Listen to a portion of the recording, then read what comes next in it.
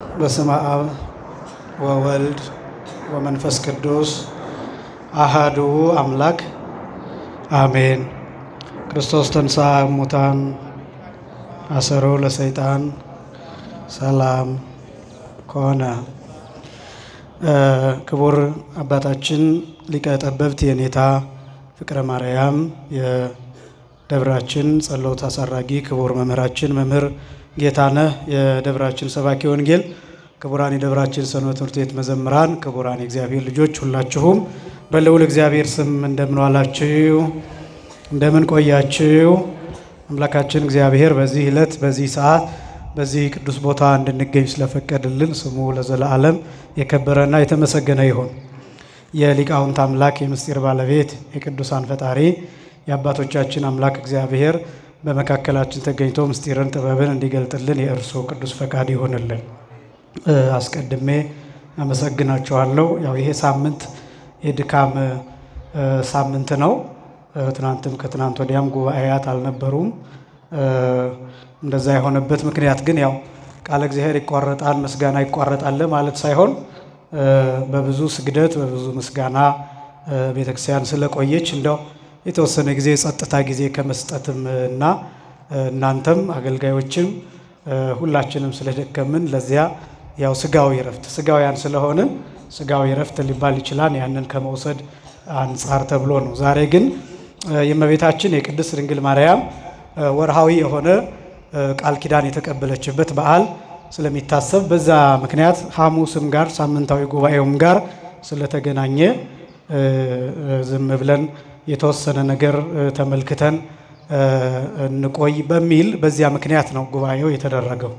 ነገር ግን በአጋጣሚ ሆኖ እኔ ያልጠበቅኩም ይህን ያህል ሰው ብዙ ሆናችሁ ነው የመጣችሁት። ይሄ የሚያሳየው ለቤተ ክርስቲያን ያላችሁን ፍቅር ቢደክማችሁም ከቤቱ መለየት እንደሌለባችሁና የተረዳችሁት ነገር ከፍ ያለ እንደሆነ ከኛ የበለጠ የተረዳችሁት ነገር እንዳለ እሱን ነው ያየሁትና አክብራችሁ ስለመጣችሁ በዚህ ቦታ ስለተገኛችሁ ለሁላችሁም እግዚአብሔር ጸጋውንና በረከቱን ያድላችሁ። ቅዳሴ አትናቴዎስን በተወሰነ መልኩ ለማሳየት ወደድኩኝ። ምክንያቱም ዛሬ አዳም ሐሙስ ይባላል። እንደሚታወቀው ከሰኞ ጀምሮ ያሉት ቀናት አጠቃላይ ስያሜ ያላቸው ልክ ሰሙነ ሕማማትን ከዚያ በፊት ደግሞ የአብይ ጾምን ሳምንታት አጠቃላይ በስያሜ ወንጌል ስንማርባቸው እንደነበረው ሁሉ የሳምንትም ስያሜ ያለው ሰኞ ማዕዶት ይባል ነበር። ማዕዶት ማለት መሻገር ማለት ነው፣ ወይ በሌላ አገላለጥ ፋሲካ ማለት ነው። ፋሲካ ማለት መሻገር ማለት ነው። እሁድን ነው ፋሲካ ብለን የምናከብረው በዋናነት መሻገር ብለን የምናከብረው። ነገር ግን ነፍሳት ከሲኦል ወደ ገነት የተሸጋገሩበት ደግሞ የሚታሰበው ሰኞ ማዕዶት ተብሎ ይጠራል። አደው ተሻገረ ከሚለው ማዕዶት መሻገር የሚል ትርጉም ይወጣል። ሰኞ ደግሞ ማነው ማክሰኞ ቶማስ ተብሎ ይጠራል። ቶማስ የብቻው የቶማስ ጥርጣሬ ከዛ ማመኑ ጌታ አምላኬ ብሎ መጥራቱ በትንሳኤው ጊዜ ያልነበረ መሆኑ መለየቱ ከዛ በሳምንቱ መምጣቱ እነዚህ ነገሮች የሚታሰቡበትና አጠቃላይ የቶማስ ግላዊ ማንነቶችም ጭምር ተነስተው መማሪያ እንዲሆን ቶማስ የሚነገርበት ነው። ማክሰኞ ቶማስ ይባላል። ረቡዕ ደግሞ አላዛር ይባል ነበር ትናንትና ማለት ነው። አላዛር የሚባለው ያው በአራት ቀን ጌታችን መድኃኒታችን ኢየሱስ ክርስቶስ ከመቃብር ከሞተ ከአራተኛ ቀን ላይ የቀሰቀሰው ያስነሳው ነው። የአላዛር ደግነቱ ይነገርበታል። ጌታ አላዛርን የሚወደው መሆኑ አላዛርም ጌታን የሚወደው መሆኑ አላዛር ብቻ ሳይሆን ቤተሰቡ እህቱ የማርታ የማርያ የነዚህ ታሪኮች ጭምር የሚነገርበት ነው። በዚህ ምክንያት አላዛር ተብሎ ይጠራል። ዛሬ አዳም ሐሙስ ይባላል፣ እንመጣበታለን። ነገ ቤተክርስቲያን ተብሎ ይጠራል። የነገው አርብ ቤተክርስቲያን የተመሰረተችው ያኛው አርብ ነው፣ በስቅለት ማለት ነው። ይሄ ማለት ጌታችን በተሰቀለበት ሰዓት ከጎኑ ደምና ውሃ ሲወጣ ያን ጊዜ ነው ቤተክርስቲያን የተወለደችው፣ ያን ጊዜ ነው። ነገር ግን የስቅለት አርብ በዓሉ በጣም ብዙ ነው፣ በጣም ብዙ ነው። በዛ ምክንያት የስቅለቱን አርብ ከፋፍለን እናከብረዋለን እና ስለዚህ የስቅለቱ አርብ አንዱ በዓል ለነገ ቆይቶ ነገ ይከበራል ማለት ነው።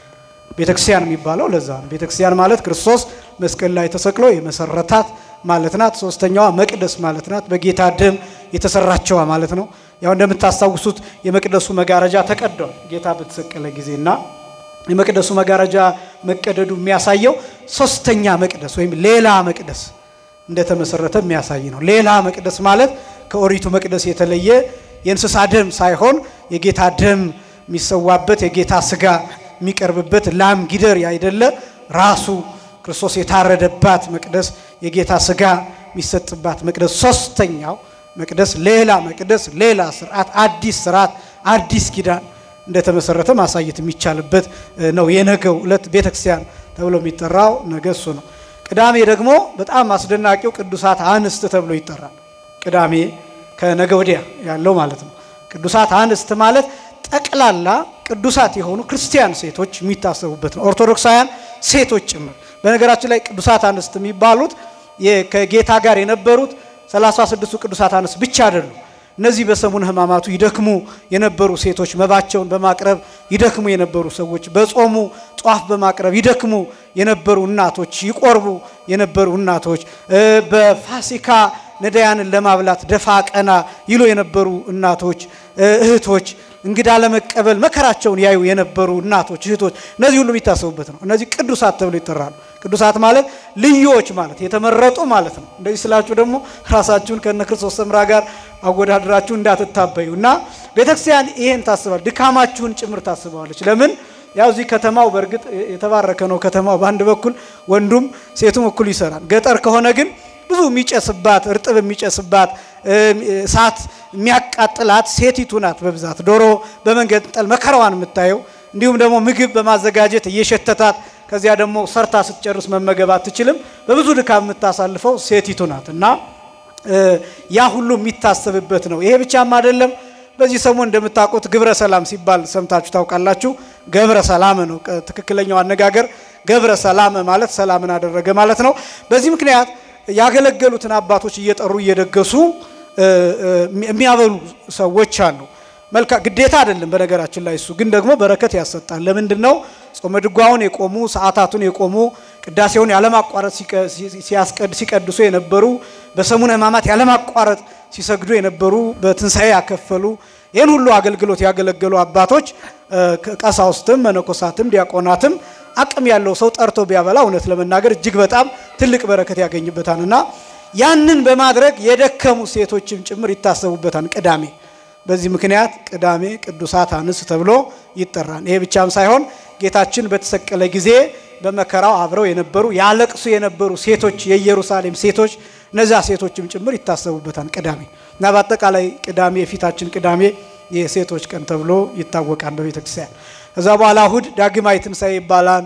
አግብኦተ ግብር ይባላል። በጣም ሰፊ ነው። ቶማስም ተብሎ ይጠራል። በነገራችን ላይ ዳግማይ ትንሣኤ እነዚህ ሶስት ስያሜዎች አሉ። በእነዚህ ሶስት ስያሜዎች መሰረት ቤተክርስቲያን ወንጌል ታስተምራለች። የዛሬው አዳም ሐሙስ ይባላል። እስኪ በሉ አዳም በሉ እስኪ ሐሙስ ነው ትክክለኛው አነጋገሩ። የአዳም ሐሙስ ማለት ነው። የአዳም ሐሙስ ማለት በጣም ብዙ ምስጢራትን ያሳያል። የአዳም ሐሙስ የሚለው የመጀመሪያ ሐሙስ የሚለው አምስት ማለት ነው። ሐሙስ ማለት አምስተኛ ቀን ማለት ነው። እና ይሄ ሐሙስ አዳም ሐሙስ አምስተኛ ቀን የታሰበበት ምክንያት ምንድነው ሲባል አምስት ቀን ተኩል ነው አይደለም የሚለው።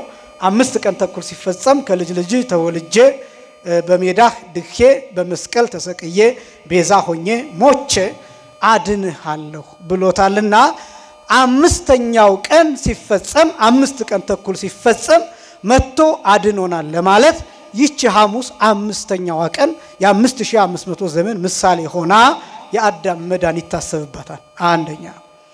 ሁለተኛ አዳም ሐሙስ ተብሎ የሚታሰብበት ምክንያት የአዳምና የሔዋን መዳን አጠቃላይ አሁን ስለ አራዛር ስለ ቶማስ ስለ ማዕዶት ስለ እነዚህ ነገሮች ተናገርንና መሃል ላይ እዚች ቀን ላይ ጠቅላላ ነገረ ድህነት የሚነገርበት ነው። እኔ እንደዛ አላከብድባችሁ ምክንያቱም ነገረ ድህነትን በጾሙም ከዛ በፊትም ሳስተምር ስለቆየሁኝ ማለት ነው። በዚህ ምክንያት አዳም ሐሙስ ተብሎ ይጠራል። የአዳምና የሔዋን መዳን የሚታሰብበት ስለሆነ ለምንድነውስ በዚህ ሳምንት መታሰብ ያስፈልገው ቢባል የሰው ልጅ የመዳን ቁንጮ የሚባለው ስቅለት አይደለም ትንሳኤ ነው። የመዳን ቁንጮ የሚባለው ስቅለት ሳይሆን ትንሳኤ ነው። ስቅለት ሳይሆን ምንድነው አልኳችሁ? ግን እንደዚህ ስላችሁ ትንሳኤ ብቻ ማለት አይደለም። ስቅለትና ትንሳኤ ማለት ነው። ሃይማኖት የሚባለው በነገራችን ላይ ትንሳኤ ነው። ሃይማኖት የሚባለው የማለትን ማለት ነው። ለምሳሌ አሁን ክርስቶስ ተሰቀለ አለን፣ ከዛ ሞተ አለን አይደል? ከዛ ዝም ብንል ሃይማኖት አይሆንም። ያችሁ ተነሳ ማለት አለብን ምክንያቱም ተሰቅሎ የሞቱ ሌሎችም አሉ ወንበዴው ተሰቅሎ ሞቷል አይደል ጥጦስም ተሰቅሎ ሞቷል ዳክርስም ተሰቅሎ ሞቷል እንደ ጌታ ግርፋቱ መከራው እንደሱ ባይሆንም እንኳን ግን ተሰቅለዋል ሞተዋል ስለዚህ ተሰቀለ ሞተ የሚለው ለክርስቲያን ብቻውን ይሄ ብቻ አይደለም የሚጠቅመው ተነሳ መባል አለበት ትንሳኤ ከሌለ ሃይማኖት የሚባል የለም እና ሃይማኖታችን የተረጋገጠበት ነው ስለዚህ ሲያዳምና ሔዋን መዳን በዚህ ሳምንት ለምን ይነገራል ቢባል ከክርስቶስ የክርስቶስ ትንሳኤ ጥቅሙ ይሄ ስለሆነ ያዳምና የሔዋን መነሳት በነፍስ መነሳት በስጋ መነሳት የነፍስና የስጋ ተዋህዶ አንድ ላይ መነሳት ይሄን የሚያሳይ ነው ትንሳኤ ብዙ አይነት ነው በአምስት ነገሮች ከዚህ በፊት ተናግሬ ያለው ይመስለኛል በአምስት ክፍሎች ይነገራል ትንሳኤ አንደኛው የጌታ ትንሳኤ ተብሎ ሁለተኛው የአልዓዛር ትንሳኤ ተብሎ ሶስተኛ የእመቤታችን ትንሳኤ ተብሎ አራተኛ የልቡና ትንሳኤ ተብሎና አምስተኛ የመጨረሻው ትንሳኤ የጉባኤ ትንሳኤ ተብሎ እነዚህ ሐሳቦች ይነገሩበታልና እንዳልኳችሁ አሁን በዚህ ዙሪያ ብዙ ማክበድ አልፈልግም የዛሬው አዳም ሐሙስ ተብሎ የሚጠራበት ምክንያት ክርስቶስ ተነስቶ እኛንም አስነስቶናል በትንሳኤው ለማለትና ይህን የአዳምና የሔዋንን ደስታ ለመካፈል እኛም የአዳምና የሔዋን ልጆች ስለሆንን በዚህ ምክንያት ይሄን ቀን አዳም ሐሙስ ብለን እናከብረዋለን በዚህ ቀን ቅዳሴ አትናቴዎስ ይቀደሳል ቅዳሴ አትናቴዎስና ቅዳሴ ጎርጎርዮስ የሚባሉ ቅዳሴያት የሚቀደሱባቸው ቀናት በጣም ውስን ናቸው በተለይ ቅዳሴ አትናቴዎስ በጣም ረጅም ስለሆነ አሁን ዛሬ ግጻዊው አዝዞታል ግን ላይቀደስም ይችላል በነገራችን ላይ ለምን ድካም ስለሚኖር አገልጋዮቹ በጣም ስለሚደክማቸው ካህናቱ ዲዮስቆሮስን ሊቀድሱ ይችላሉ ትእዛዙ ግን ግጻዊው አባቶቻችን ግን የሰሩት ቅዳሴ አትናቴዎስ እንዲቀደስ ነው ለምን ነው ቅዳሴ አትናቴዎስ እንዲቀደስ የታዘዘው ዛሬ ቢባል ስለ አዳምና ስለ ሔዋን መዳንና መሳት ስለነዚህ መውደቅና መነሳት የሚናገረው ከሌሎቹ ቅዳሴያት በደንብ የሚናገረው ቅዳሴ አትናቴዎስ ስለሆነ ነው 14 ቅዳሴያት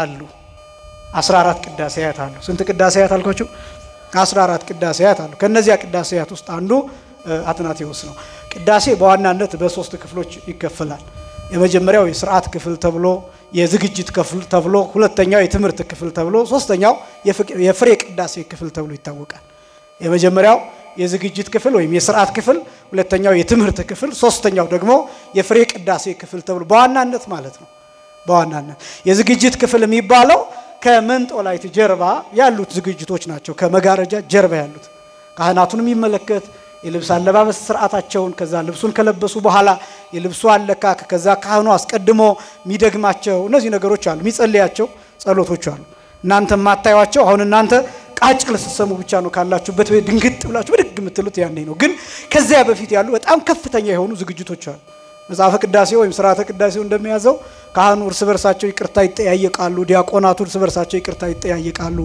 የተቀያየሙ ቢኖሩ ቃል የተነጋገሩ ቢኖሩ ይቅርታ ይጠያየቃሉ እንደው ሥርዓተ ቅዳሴው የሚለው ቄሱ ወጥቶ ህዝቡን ሁሉ ይቅርታ ይጠይቅ ይላል ምናልባት ያስቀየመው የተቀየመው ሰው እንኳን ቢኖር ወደ ህዝቡ ወጥቶ ሰግዶ ይቅርታ ይጠይቅ ይላል የሥርዓቱን ከመጀመሩ በፊትና እንደዚህ አይነት ሥርዓቶች አሉ ወርቅ የሆነ ሥርዓት ነው ያላት እቺ ቤተክርስቲያን ሁሉ ጊዜ እንደምንለው እጅግ በጣም ማይገኝ ልዩ የሆነ ሥርዓት ነው ያላት ይሄ ጠቅላላ የዝግጅት ክፍል ይባላል ይሄ ብቻም አይደለም የሚቀደስባቸው ንዋያተ ቅድሳት ላይ የሚደረጉ ጸሎቶች አሉ እርፈ መስቀሉ ላይ የሚደረግ ጸሎት ልብሱ ላይ የሚደረግ ጸሎት ጣኑ ላይ የሚደረግ ጸሎት እነዚህ ጸሎቶች ሁሉ ይደረጋሉ ይሄ ሁሉ ውስጥ የሚደረግ እነዚህ ሥርዓቶች ከተጠናቀቁ በኋላ ነው እንግዲህ እናንተ ቃጭል የምትሰሙት እነዚህ ሥርዓቶች ካለቁ በኋላ ይሄ የዝግጅት ክፍል ይባላል ሁለተኛው የትምህርት ክፍል ይባላል የትምህርት ክፍል የሚባለው የዑደቱ ክፍል ከዛ ደግሞ ይሄ የቅዱስ ጳውሎስ መልእክት የሚነበብበት የጴጥሮስ ሊሆን ይችላል ያዕቆብ የሚነበብበት ከዛ ግብረ ሐዋርያት የሚነበብበት ከዛ ወንጌል የሚነበብበት እነዚህ አጠቃላይ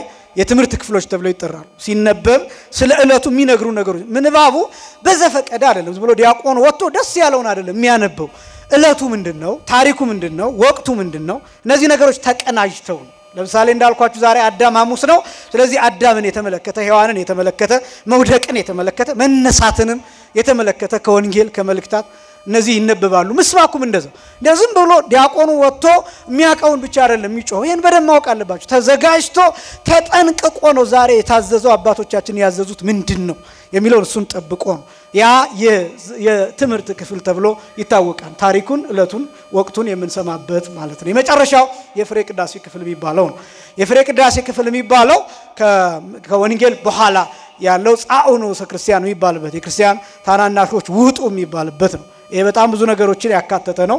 የመጀመሪያው ለመማር የሚመጡ ክርስቲያን ያልሆኑ ሰዎችን የሚመለከት ነው። በዋናነት የክርስቲያን ታናናሾች ተብለው የሚጠሩት እነሱ ናቸው። ለምሳሌ አንድ ሰው በዲድስቅልያ ሐዋርያት እንዳስቀመጡት ወደ አዲስ ሆኖ ቢመጣ ወደኛ ሃይማኖት 3 ዓመት እንዲማር ይታዘዛል። 3 ዓመት ግን 3 ዓመት ምናልባት ሰውየው ዳተኛ ቢሆን ቶሎ ማይገባው ቢሆን ቶሎ ባይረዳ ቶሎ ባያምን እንደዚህ ቢሆን 3 ዓመት ማክሲመሙ ነው። በነገራችን ላይ 3 ዓመት ከዚያ በታች በአመትም በ6 ወርም ሊሆን ይችላል። እንደ ስፋ አይምሮ እንደ ዕውቀቱ ስፋት እንደ አይምሮ ስፋት እንደዛ ሊሆን ይችላልና እነዚህ ሰዎች ተግባራዊውን ክርስትና እንዲያዩ ይመጣሉ። ልክ በትምህርት ቤት ወርክሾፕ እንደምታዩት የሕክምና የሌላም ተማሪዎች በላቦራቶሪ የተግባራዊ ትምህርት ፕራክቲካል የሆኑ ትምህርቶች እንደሚማሩት በክርስትናም ተግባራዊ ትምህርት ይሰጣል።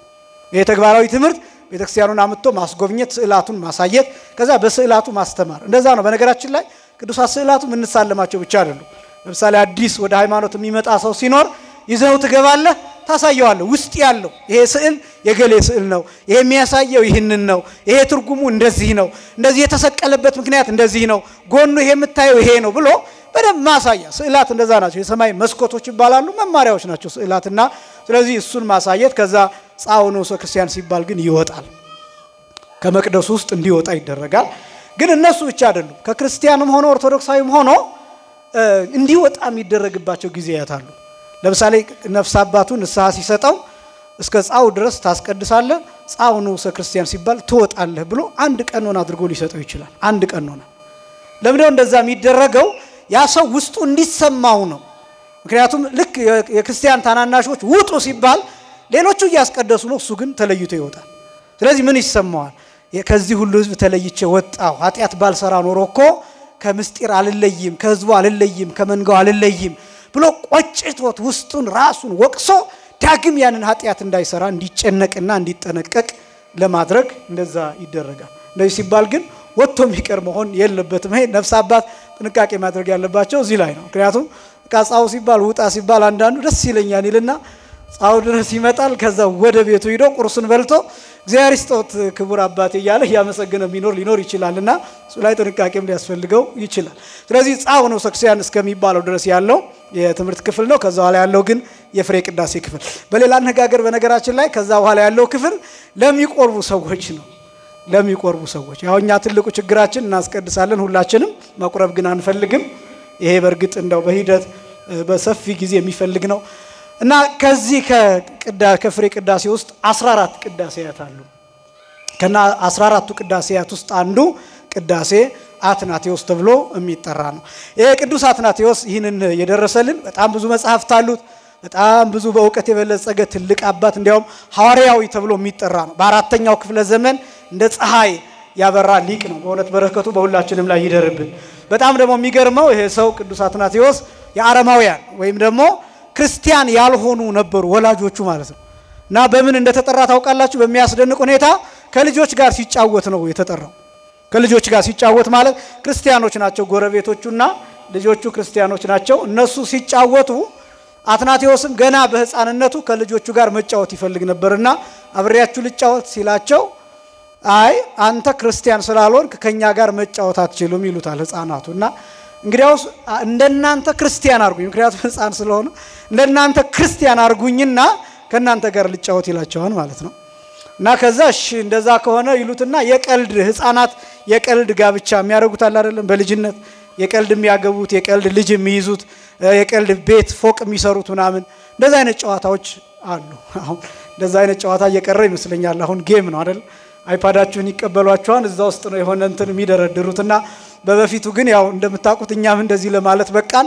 አፈር ከምረን ይሄ ቤት ነው፣ ይሄ ክምር ነው፣ ይሄ እህል ነው እያልን ህፃናቱ እንደዛ ይጫወታሉ። ከዛ አትናቴዎስን የውሸት አጠመቁት፣ የውሸት አቆረቡት፣ የውሸት ክርስቲያን አደረጉት። የውሸት ስላችሁ ምን ማለት ነው? የጨዋታ ነው። እና ይሄን ሲያደርጉ በሚያስደንቅ ሁኔታ በዘመኑ የነበረው ለእስክንድሮስ ተብሎ የሚጠራው የእስክንድሪያው ሊቀ ጳጳስ አያቸው። ህፃናቱ ቤተክርስቲያን ያዩትን እነሱ የተመለከቱትን ነገር ሲያደርጉ ይመለከታቸዋል።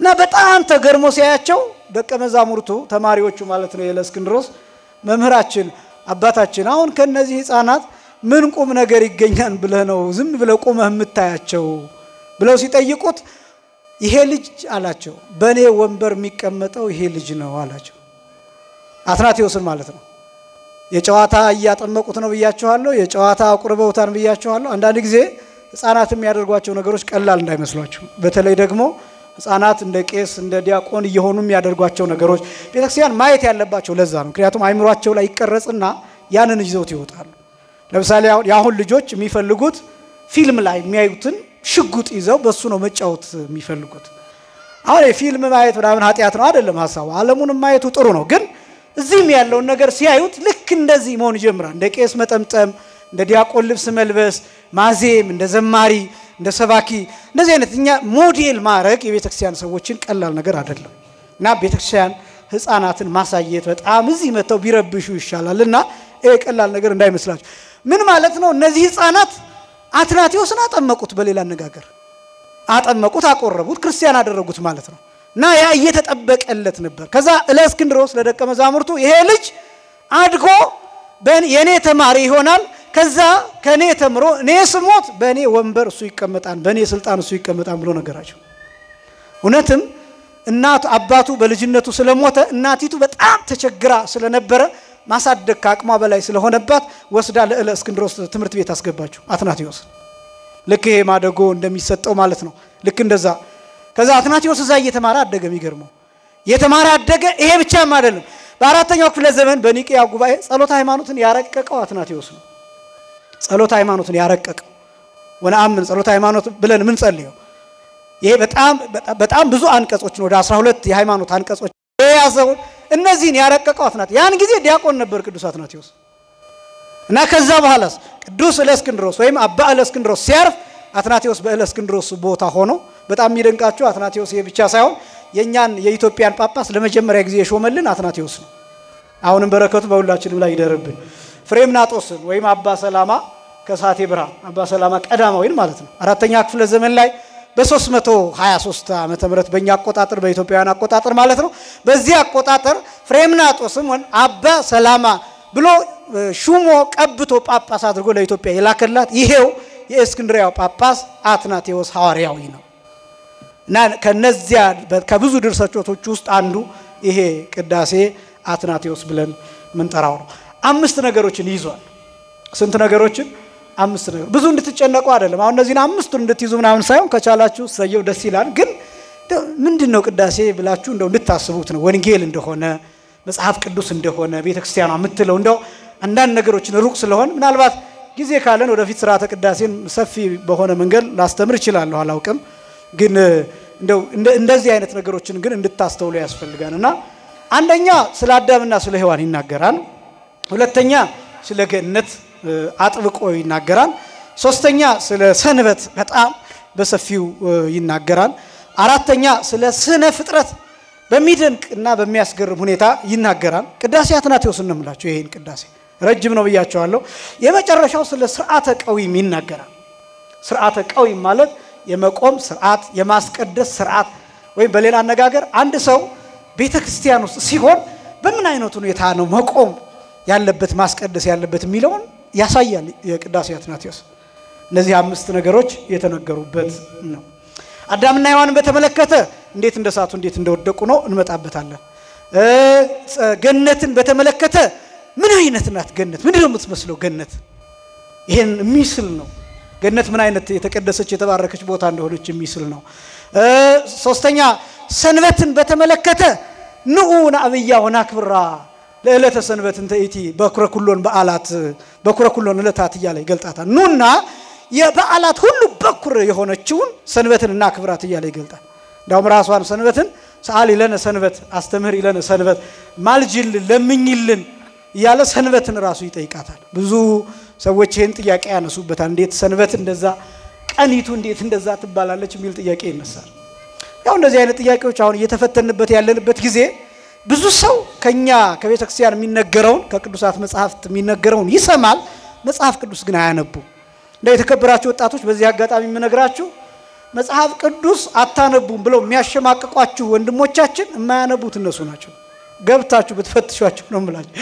አሁን እነሱ የሚሏችሁ ምን መሰላችሁ ሰንበት እንዴት እለት እንዴት ይጠየቃል እለት ግዑዝ ነው አይናገርም አንደበት የለውም አፍ የለውም እንዲህ ነው አነጋገሩ ግን መጽሐፍ ቅዱስ ላይ እንዲህ የሚል ታገኛላችሁ መዝሙረ ዳዊት መዝሙር 18 ላይ ብትመለከቱ እለት ለእለት ይላል ትጎስ ነቢበ ይላል እለት ለእለት እስኪ በሉ እለት በሉ እስኪ ለእለት ጥበብን ትናገራለች ሌሊትም በሉ ለሌሊት ጥበብን ታወራለች አሁን እስኪ እንደው እንደ እለት ለእለት ጥበብን ትናገራለች አሁን ምን ማለት ይመስላችኋል እለት መናገር ይችላል አያችሁት ሌሊትስ መናገር ይችላል እለት ለእለት ትጎስ ጠቢበ ወሌሊት ለሌሊት አይድ ነቢበ ተመልከቱ አሁን ሌሊት ለሌሊት እለት ለእለት እንዴት ይሄ ጨለማ መናገር ይችላል ይሄ ሌሊት ማለት እኮ ይሄ እኮ አሁን ያለንበት ሁኔታ መናገር ይችላል ይሄ ሌሊት እና ግን ምንድነው አነጋገሩ ሲባል ዘይቤው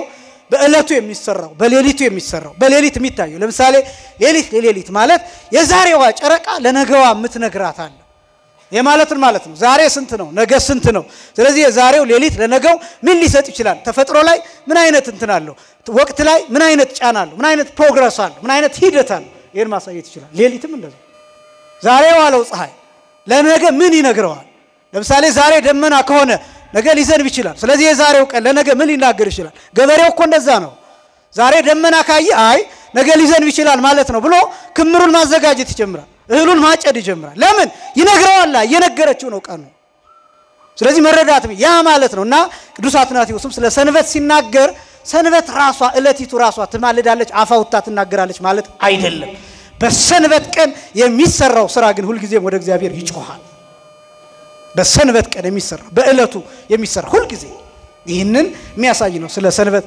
ይናገራል ከዛ ስለ ስነ ፍጥረት ይናገራል በተወሰነ መልኩ እንግዲህ ጊዜ ከፈቀደልን እንመጣለን ከዛ በኋላ መጨረሻ ስለ ሥርዓተ ቀዊም ስለ መጽናት ይናገራል በዚህ ሊጀምር ሲጀምር እንዲህ ይላል ያው የቅዳሴዎች ሁሉ መጀመሪያ አኮቴተ ቁርባን የሚል አላቸው ሁላቸው አኮቴተ ቁርባን ማለት ለቁርባን የሚቀርብ ምስጋና ማለት ነው ቁርባን የሚባለው ስጋውና ደሙ ነው ፍሬ ቅዳሴ ነው ብያችኋለሁ ፍሬ ቅዳሴ ደግሞ ሲባል በቀጥታ ፍሬ ቅዳሴ የሚያገናኘው ከስጋው ደሙ ጋር ነው ያ ማለት ቀጥታ ከሚቆርቡ ሰዎች ጋር የሚደረግ ልውውጥ ነው አኮቴተ ቁርባን የሚባለው ለዛ ነው ቅዳሴ ማርያም ቢቀደስ ቅዳሴ እግዚእ ቢቀደስ ቅዳሴ ሐዋርያት ቢቀደስ የመጀመሪያው አኮቴተ ቁርባን የሚል ታገኛላችሁ አኮቴት የሚለው ምንን የሚያሳይ ነው የባህሪ ምስጋና ማለት ነው አኮቴት ማለት ለማንም የሚቀርብ ነው ሁሉ ጊዜ እናገራለሁ በቅዳሴ ጊዜ የሚቀርበው ምስጋና ለእግዚአብሔር የሚቀርብ ምስጋና ነው የአምልኮ ምስጋና ተብሎ የሚገለጥ ነው ያንን ነው አኮቴት ብሎ የሚጠራው በስጋው ደግሞ ጊዜ የሚቀርብ ምስጋና በቁርባን ጊዜ የሚቀርብ ምስጋና ማለት ነው ስለዚህ አኮቴተ ቁርባን ዘቅዱስ አትናቴዎስ ሊቀ ጳጳሳት ዘሀገረ እስክንድርያ ብሎ ጸሎቱ ወበረከቱ ያሃሉ ይላል ስለ ኩልን ህዝበ ክርስቲያን በእኛ ላይ አድሮ ለዘላለሙ ይኖር ከዛ ዲያቆኑ የዚህ ቅዳሴ መጀመሪያ የተለየ የሚያረጋው ዲያቆኑ እንዲህ ብሎ ነው የሚጀምረው ዮም ይላል በዛቲ ዕለት ይላል ዮም ማለት ዛሬ ማለት ነው በዛቲ ዕለት ማለት በዚህች ቀን ማለት ነው እለተጋባይክሙ ውስተ ዛቲ ቤተክርስቲያን አጽምኡ ቅዳሴሃ ለሰንበተ ክርስቲያን ቅድስት ይላል ዛሬ በዚህች ቀን በዚህች ዕለት በዚህች ስፍራ የተሰበሰባችሁ ክርስቲያኖች ይልና ቅድስት የሆነችው የሰንበተ ክርስቲያንን ቅዳሴ ስሙ ይላል አሁን ቅዳሴ የሚለው ቅዳሴውን ብቻ አይደለም ቅዳሴ የሚለው ልዕልና ክብር ቅድስና ተብሎ ይነገራል ስለዚህ ምን ማለት ነው የዚህችን የክርስቲያን ሰንበት የሆነችው ልዕልናዋን ስሙ ምንድነው ልዕልናዋ ቅዱስ አትናቴዎስ ሰንበተ ክርስቲያን ላይ ለየት ያለ ነገር የሚናገረው ለምንድነው ቢባል ሰንበት እሁድ ማለት አንድ ማለት ነው አሃደ አንድ አደረገ ከሚል የግዕዝ ግስ ይወጣ እና እሁድ ማለት አንድ የመጀመሪያ ማለት ነው ስነ ፍጥረት የተፈጠረው ለመጀመሪያ ጊዜ ነፋስ እሳት ውሃ መሬት እነዚህ ባህሪያት የተፈጠሩት እሁድ ነው መላእክት የተፈጠሩት እሁድ ነው ሰማይና ምድር የተፈጠረው እሁድ ነው ይሄ ማለት በሌላ አገላለጥ ጊዜ የተፈጠረው እሁድ ነው በጣም ረቂቅ ነገሮችን የኛ ሊቃውንት በተለይ ያቡሻህር ሊቃውንት ጥንተ ቅዳሴ ብለው ይጠሯታል እሁድን የቅዳሴ ጥንት የቅዳሴ የምስጋና መጀመሪያ ብለው ይጠሯታል ለመጀመሪያ ጊዜ ቅዱስ የሚለው ምስጋና የተሰማው እሁድ ዕለት ነው መላእክት ያመሰገኑት እሁድ ዕለት ነው ይሄ ብቻ ሳይሆን ጥንተ ብርሃን ተብላም ትጠራለች ጥንተ ብርሃን ማለት የብርሃን መጀመሪያ ለመጀመሪያ ጊዜ እግዚአብሔር ለይኩን ብርሃን ይሁን ብሎ ለፍጡራን ብርሃን የተገለጠው ለመጀመሪያ ጊዜ እሁድ ነው ስለዚህ ዕለቲቱ ዕለተ ብርሃን ጥንተ ቅዳሴ ዕለተ ቅዳሴ ተብላ ትጠራለች እሁድ የመጀመሪያው አንደኛ ሁለተኛ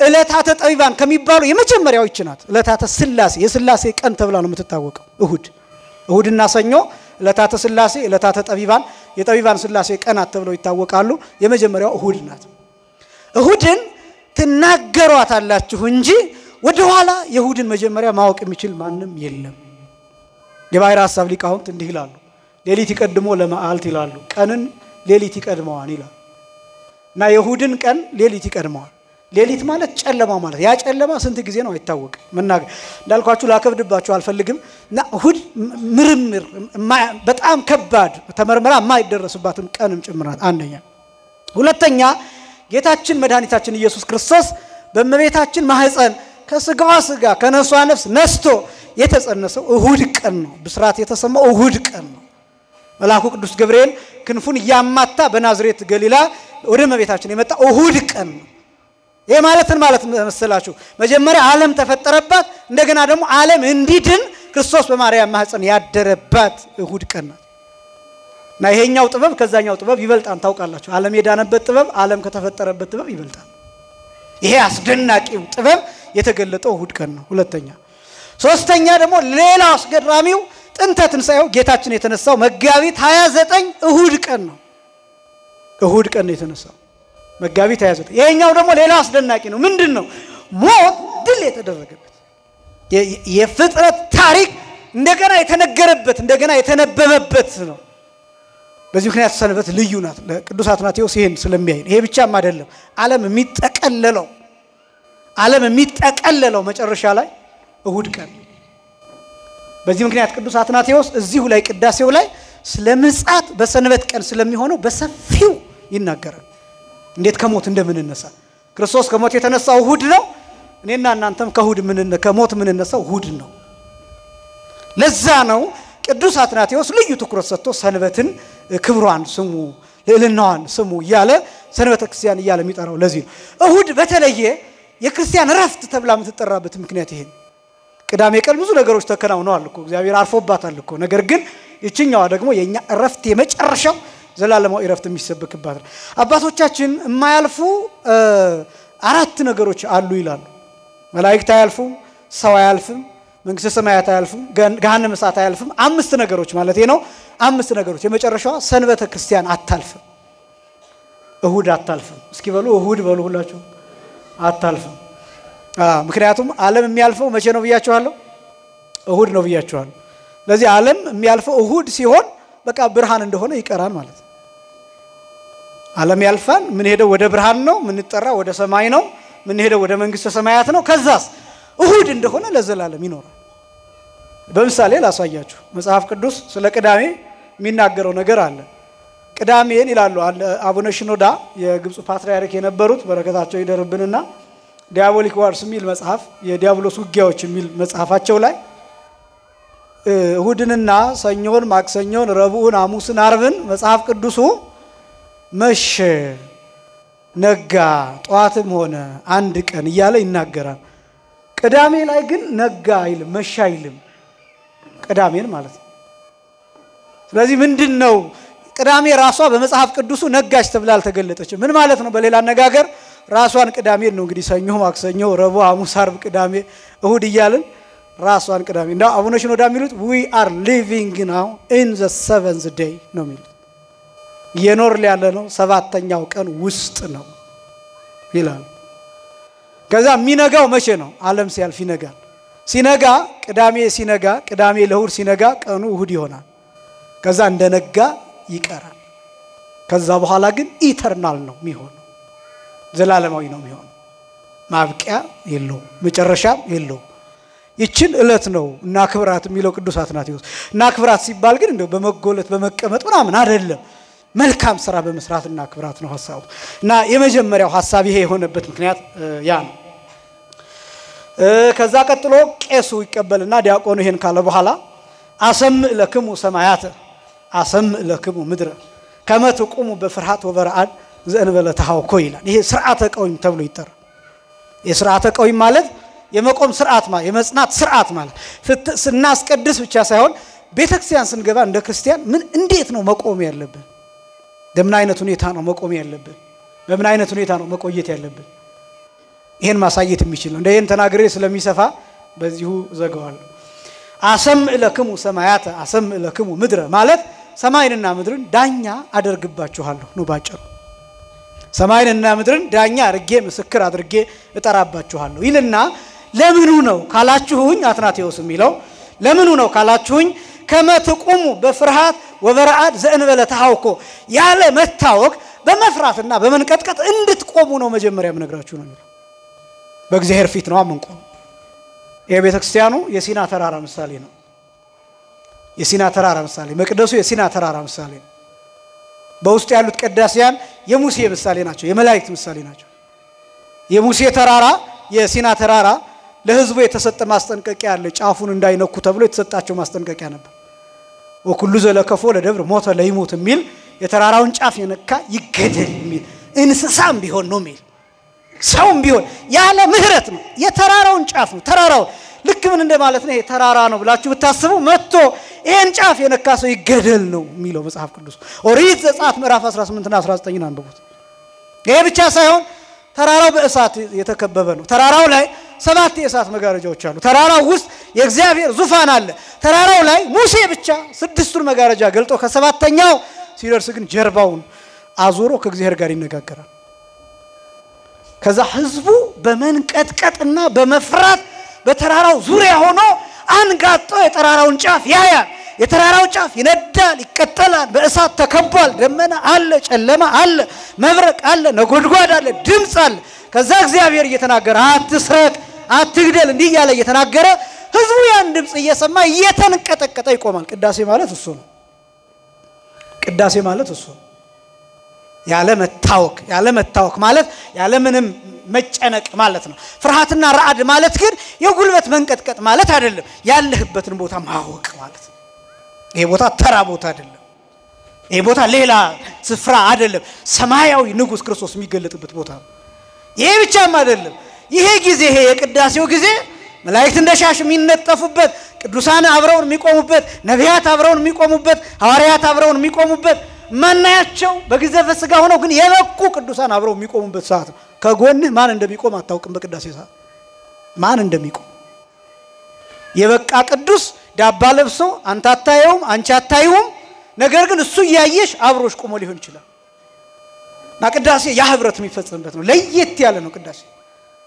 ሰማይ ምድር የሚሆንበት፣ ምድር ሰማይ የሚሆንበት፣ ርቀት የሚባል ከመሬት እስከ ሰማይ ያለው ዲስታንስ ጋፕ ዜሮ የሚሆንበት ነው። ርቀት የሚባል ነገር የማይኖርበት ከዚህ እስከ ቀራንዮ ድረስ ያለው ርቀት እሱ ዜሮ የሚሆንበት። ይሄ ብቻም አይደለም። እስከ ዛሬ 2000 ዓመት ያለው የዘመን ጋፕ እሱ ዜሮ የሚሆንበት ነው። ታይም ጋፕ ዜሮ የሚሆንበት ነው። ቅዳሴ ማለት እንደሱ ነው። አገልግሎቱ ትኩስ ነው የሚሆነው።